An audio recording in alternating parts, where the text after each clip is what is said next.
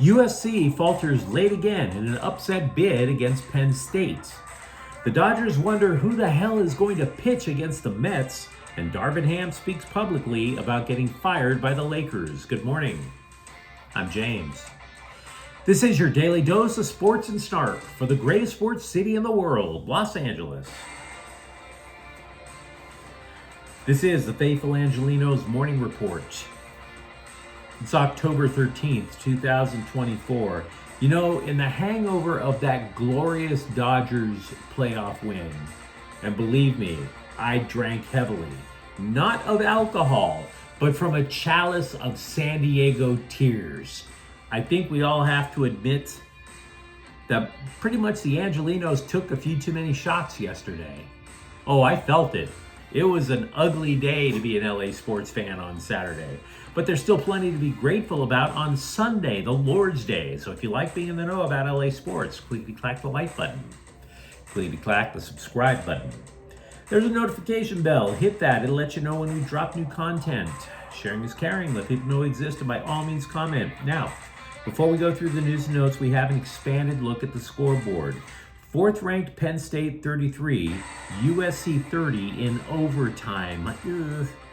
Lincoln Riley called it a gut punch, but in reality, every one of the Trojans' 3 losses this year, and by the way, those 3 losses effectively eliminate them from the college football playoff picture, came because USC couldn't hold a fourth quarter lead. In other words, not one gut punch, but 3. USC had a second signature win of the season, its first over a top 5 team since 2017. By the way, also Penn State. They had it in their grasp, fumbled it away.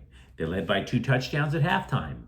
They led by a touchdown with less than 5 minutes to go, and yet they let the Nittany Lions drive to tie the game. The Trojans miss a field goal to start the overtime. You can figure it out from there. Now, for his part, Lincoln Riley is taking all the bullets, and trust me, in the press, online, there are shots being fired. He is being riddled with bullets. He's like a Corleone family member at The Godfather 1. He's at the toll booth, for Pete's sakes. But I'm here to testify. Riley schemed one hell of an offensive game against another tough defensive front. Woody Marks rushes for 110 yards. Miller Moss passes for 2 touchdowns. And yet, Riley's not stupid. He knows you cannot drop 8 of your last 13 games and then pretend everything is all good. Quote, "The reality of it is, we've played the toughest schedule in the country the first 6 games. We've had a chance to win all 6 games. That's hard to do.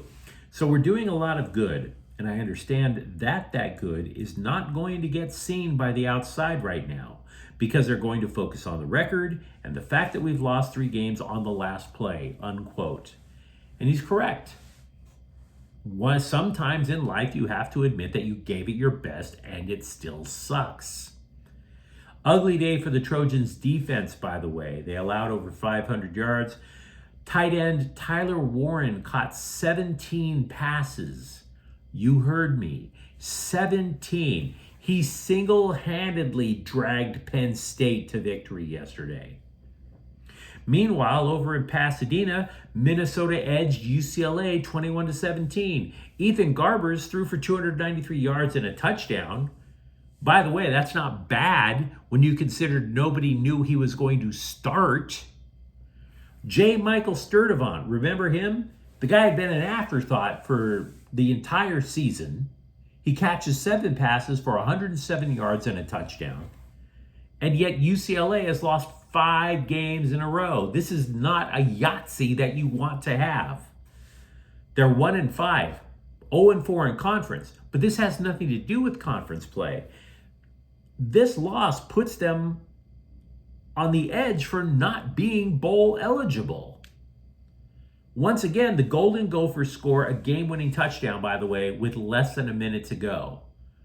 USC and UCLA have something that's kind of dreadful in common.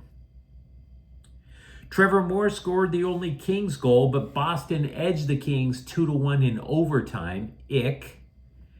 And even in women's soccer, Angel City FC won, North Carolina won. Kristen Press scored a stoppage time goal in the second half for Angel City.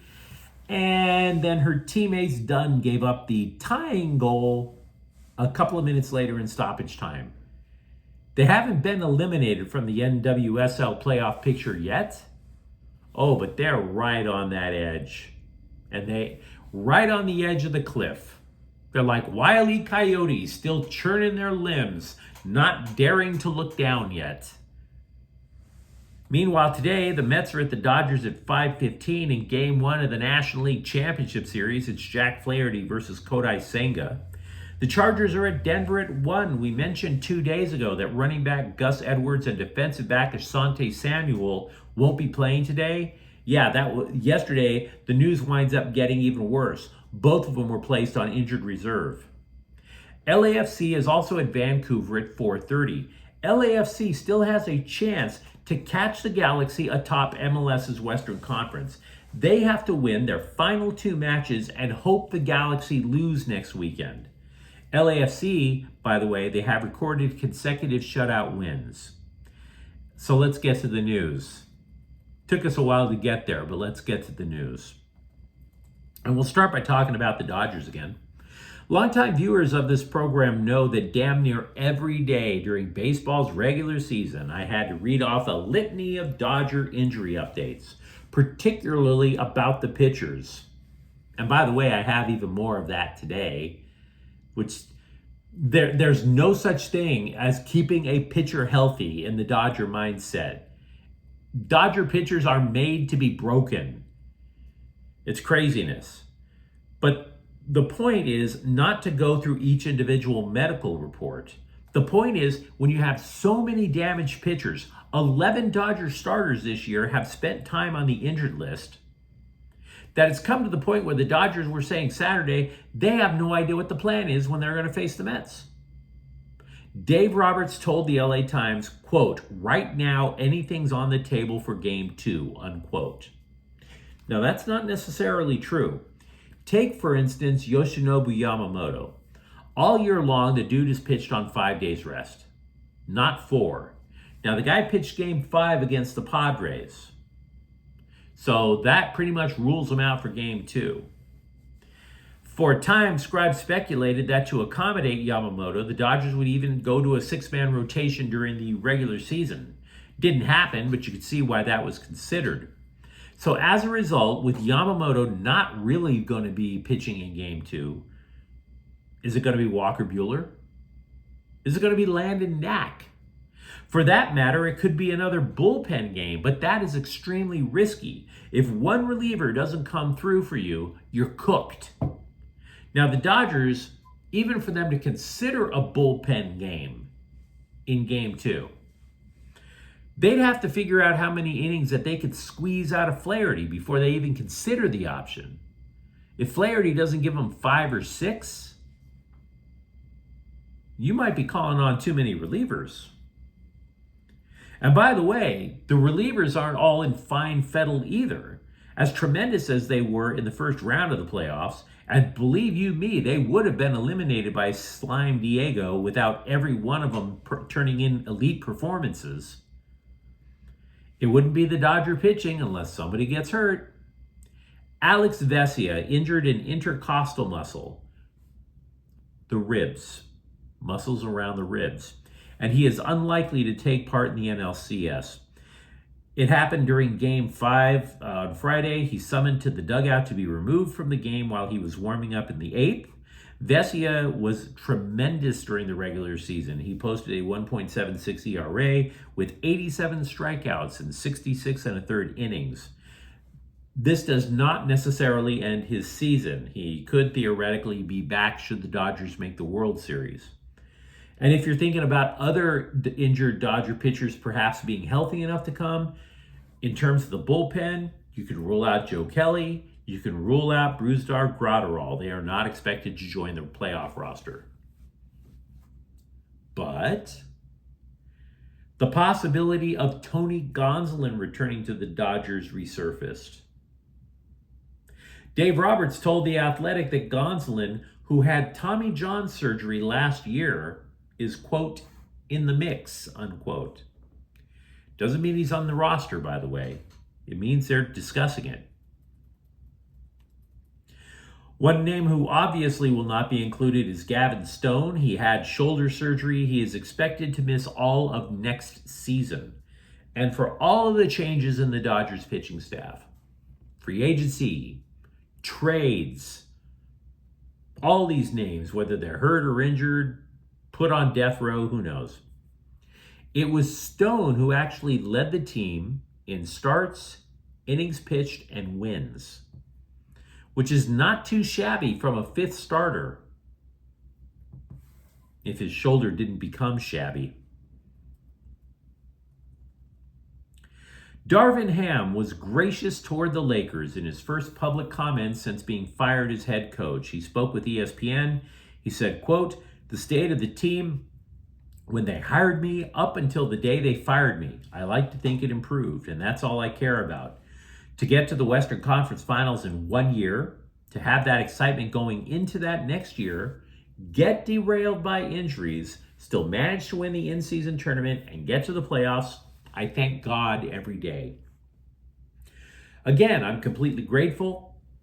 I wish that franchise nothing but the best. I'm not mean or angry or bitter about anything," unquote. Anytime somebody references God, I want to believe the best. I do. There's nothing about Darvin Ham that suggests that he's not being genuine. Besides, he landed a job already. He's back in Milwaukee as an assistant. And maybe he's not angry or bitter. Maybe not completely. But come on. You do gotta wonder if there's something about all the internal turmoil with the Lakers that just would still gnaw at them just a little bit. I'm just saying. Meanwhile, the current guy who is at the center of the drama, i.e. head coach, J.J. Redick, told the Scribes that Jared Vanderbilt is, quote, on time for being available around the start of the season, unquote. And I'd like to thank Coach Redick for being extremely vague. That didn't help at all. One thing the rookie coach did say is he is scheming zone defenses to take advantage of Vanderbilt's defense.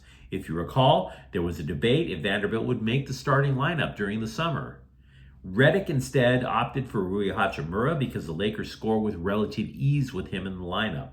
Vanderbilt, though, would surely be a regular in the rotation once he returns. Redick talked about a rotation of 9 people. You could pretty much slot 8 of them in so far. We had already discussed that. The idea that Vanderbilt theoretically could slot in somewhere in that 9, oh, you could absolutely make that argument. But you let me know what you think in the comments thread. Who the hell do you think should start for the Dodgers during this season? During this playoff series, I should say. And for that matter, how much do you point the finger of blame at Lincoln Riley for USC being 3-3 so far? And if you enjoyed the content, don't forget to subscribe to Faithful Angelenos. We're talking LA sports every single day here. Thank you for watching. I'm James. We'll be back tomorrow. Faithful Angelenos is a Kian Cortell Queso production. Take care.